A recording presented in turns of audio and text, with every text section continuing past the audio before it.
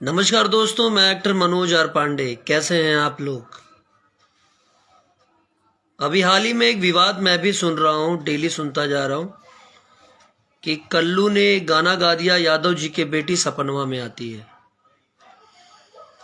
कल्लू ने गलत किया, बहुत गलत किया। ऐसा गाना उसको नहीं गाना चाहिए था। पर उस बच्चे ने माफ़ी भी मांगी कि हाँ, मुझसे गलती हो गई, मैंने कोई म्यूज़िक रिकॉर्डिंग नहीं कर रहा था, मैं मस्ती मस्ती में मेरे मुंह से ये बात निकल गई। पहली बात तो कल्लू, ऐसा आपको नहीं बोलना चाहिए था, अनजाने में ही सही, लेकिन कुछ गलत हम लोग नहीं खाते हैं तो आपको भी गलत, अब कोई गलत चीज़ आप भी नहीं खाओगे तो आपको भी गलत बात नहीं बोलनी चाहिए थी। बट फिर भी उस बच्चे ने माफ़ी मांगी। ऐसा उसने पहली बार किया है। गाने में भले उसने अश्लीलता कहीं गा दी हो, पर ऐसा किसी के प्रति, किसी जात धर्म के प्रति स्पेशली कोई बड़ी बात उसने पहली बार बोली है। ये तो मैं भी देख रहा हूँ।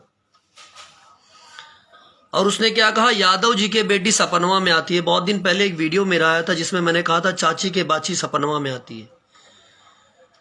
तो जिसको आप लोग भैया कह रहे हो, जिसको आप लोग भैया कहते हो, चाची के बाची मतलब आपकी माँ उसकी चाची हो गई, उसकी बाची जो हो गई वो आपकी बहन हो गई। तो मुझे डिसाइड करके जरूर बताना कि किसकी बहन इनके सपने में आती है।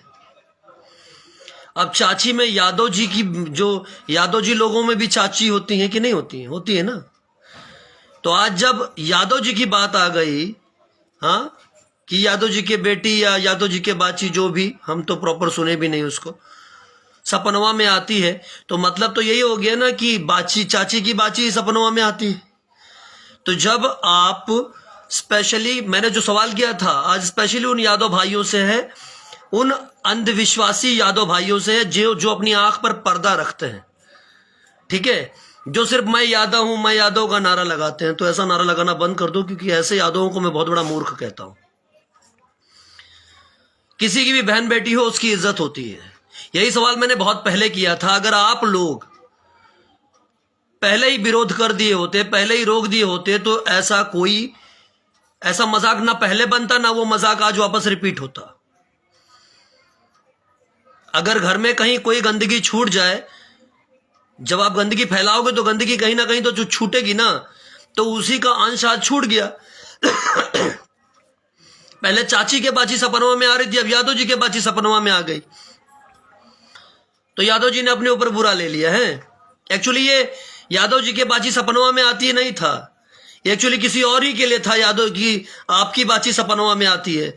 और अब जब आपके ऊपर, अपने ऊपर, उसने आपके ऊपर कहा कि नहीं कहा, लेकिन आपने अपने ऊपर ले लिया है कि ये मेरी बाची के बारे में कह रहा है, तो बुरा लग गया। चलो, कम से कम ये तो है कि आपको बहन बेटी की इज्जत तो हो गई। और आपको, आप क्या, तुम चूतिए हो बहुत बड़े, कहना नहीं चाहिए, बहुत बड़े वाले चूतिए हो तुम। तुम्हारे लिए ऐसे शब्द में निकालूं तो बुराई नहीं है, क्योंकि बहन बेटी की इज्जत तुम करते नहीं हो, ठीक है। और जब कोई होगा उसको डरा दोगे।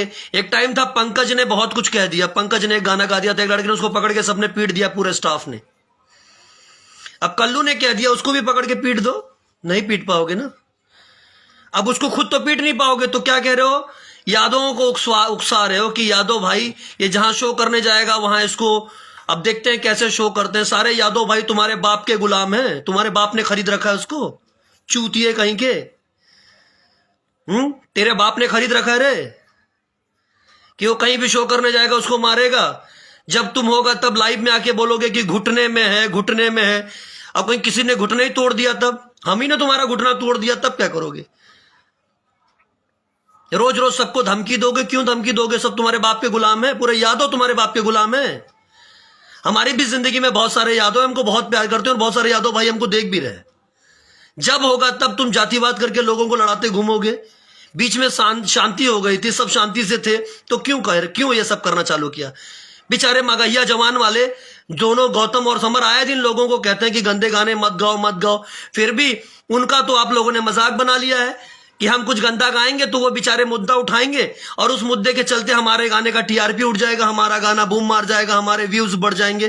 तो सोचो कितने नीच हो तुम लोग। कोई ऐसा मुद्दा नहीं छोड़ते हैं मगहिया जवान वाले जो बेचारे ना रखें। तो क्या अब तुम्हारे दिमाग पे पर्दा चला गया था? पूरे यादव जी का ठेका तुम ही ले रखे हो, बाकी कोई नहीं है। हमको प्यार नहीं है यादव से, हम प्यार नहीं करते हैं यादव लोगों से। जहां हम रहते हैं वहां वो बताते हैं कितने यादव कितना प्यार करते हैं। जबरदस्ती लोगों को आपस में लड़ाना बंद करो। और वो शो में जाएगा तो उसका ये तोड़ देंगे, ये कर देंगे। देखते हैं कैसे शो करते हैं सब जगह, तुम्हारे बाप की पपौती है? मैं तो ज्यादा दूर रहता ही नहीं हूं तुमसे, तो आओ ना मेरा ही टांग तोड़ दो तुम, तब मैं जानू तुम्हारे अंदर बड़ा दम है। मैं बताता हूं तुमको। जबरदस्ती उस बच्चे को धमकी देने पे लगे हो, किसी बहाने कंट्रोवर्सी में आ जाऊं। वो जब छोटा सा था ना तभी से उसके गाने हिट होते थे। ठीक है, उसको उतनी समझ नहीं थी, छोटा था, कि क्या अच्छा बुरा है क्या नहीं है, तो लोग जो भी गाना गवाते थे वो गा देता था। मैं भी बोलता हूं, इतने दिन से मैं कल्लू को जानता हूं, छोटा सा है, बहुत मानता है, अच्छे से मान सम्मान देता है। ठीक है, उससे गलती हो गई, गलती किससे नहीं होती है। वो आकर माफी भी मांगा, उसने तुरंत माफी मांग लिया। तुम क्या करते हो, रोज गलती करते हो, रोज माफी आके रोने लगते हो, माफी मांगते हो। एक गलती करो माफी मांगो, ठीक है, दो गलती करो माफी, मतलब तुम रोज गलती करोगे रोज माफी मांगो, सब ठेका लेके बैठे तुमको माफ करने का। बाकी सब तो मूर्ख है ना।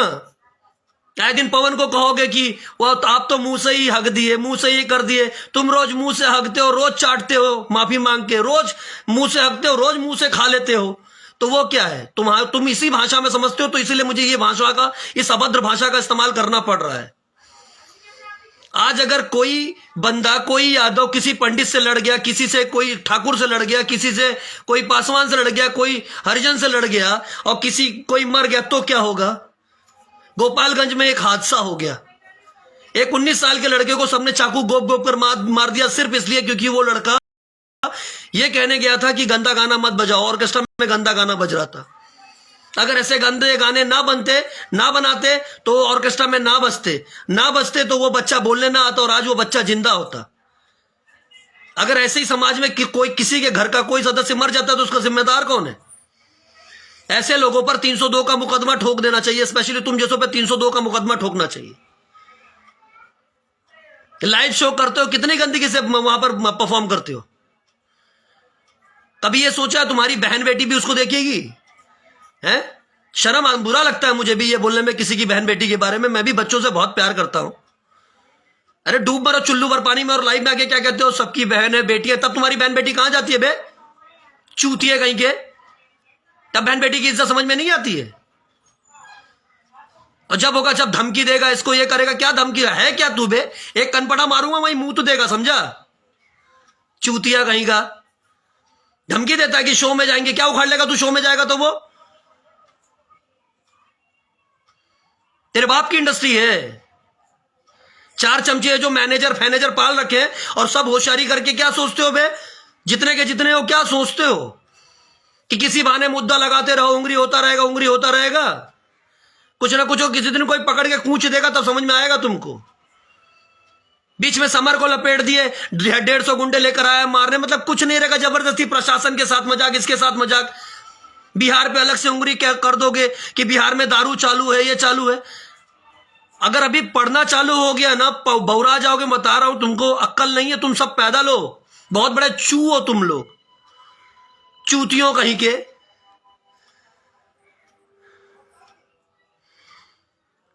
देखो यार, मुझे फर्क नहीं पड़ता कि कौन क्या सोच रहे हो, लेकिन जो अगर इसमें भी समर्थन देते हो ना तो वो बहुत बड़े मूर्ख और बहुत बड़े चूतिए हैं। मुझे ऐसी सड़ी हुई ऑडियंस भी नहीं चाहिए जो जाति धर्म में पढ़ के ये सब करे। आज अगर ये जो मुद्दा किया है, अभी नेपाल में इतना बड़ा हादसा हुआ, नहीं बोले, हमको कोई मतलब नहीं था, नहीं बोले, ठीक है, कोई बात नहीं। पर अगर कहीं पब्लिक आपस में भिड़ गई और काफी लोग मारे गए तो उसका जिम्मेदार कौन होगा। सिर्फ जरा से लाइक, जरा से व्यूज के लिए तुम लोग किसी की जान लेवा लोगे। जब देखो तब जातिवाद है। यादव पंडित को अलग नजर से देखने लगा है, पंडित इसको अलग नजर से देखने लगा है, क्षत्रिय उसको अलग नजर से देखने लगा है।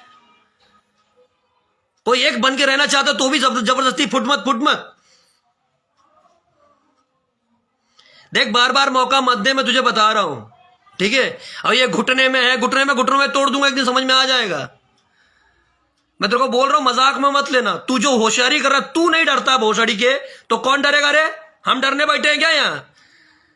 तू कुत्ते का मूत पी के पैदा हुआ होगा, हम मां का दूध पी के पैदा हुए हैं, याद रखना है बात। पर्सनली समझा रहा हूं।